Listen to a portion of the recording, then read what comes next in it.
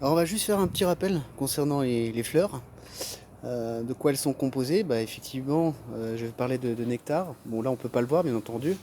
Le nectar il se retrouve en fait à l'intérieur de la fleur et bah, les insectes pollinisateurs que sont par exemple les abeilles ont une trompe et puis vont pouvoir aller chercher ce nectar à l'intérieur.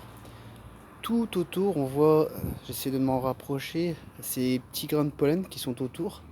Donc ça, ce sont les éléments reproducteurs d'une fleur. Euh, et c'est à partir de ça qu'elles vont faire des boules de pollen qu'elles vont transporter sur leurs pattes.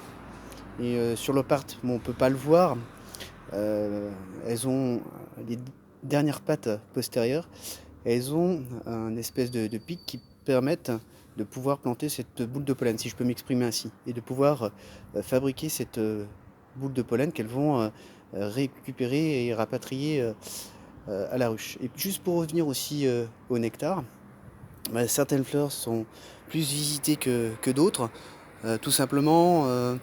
Alors c'est par rapport à l'odorat, c'est par rapport à la couleur, mais aussi par rapport aux capacités de l'insecte. Parce que certains insectes ont des langues plus ou moins longues. Et concernant cette fleur que je viens de vous présenter, on n'en a pas beaucoup en ce moment dans l'endroit où je me trouve. Il s'agit tout simplement d'une fleur d'oranger du Mexique. Alors là, il s'agit d'une autre espèce de fleur, un peu différente. Me demandez pas comment elle s'appelle, j'ai oublié, il faudrait que je demande à ma femme, elle sait mieux que moi.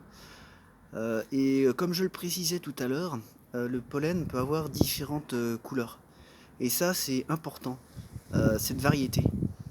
Comme nous avons besoin parfois de manger du poisson, du poulet, du bœuf. Alors pour ceux qui ne sont pas bien entendu végétariens ou véganes, les abeilles c'est pareil. Si elles ont uniquement du pollen d'une seule spécialité, d'une seule fleur, à ce moment-là, elles vont présenter une carence et avoir des maladies.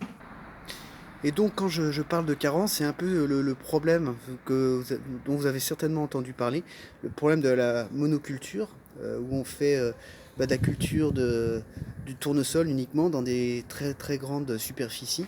Du coup, les abeilles se trouvant dans ces endroits-là, se trouvent avec des carences et ont un manque de pollen de différentes plantes.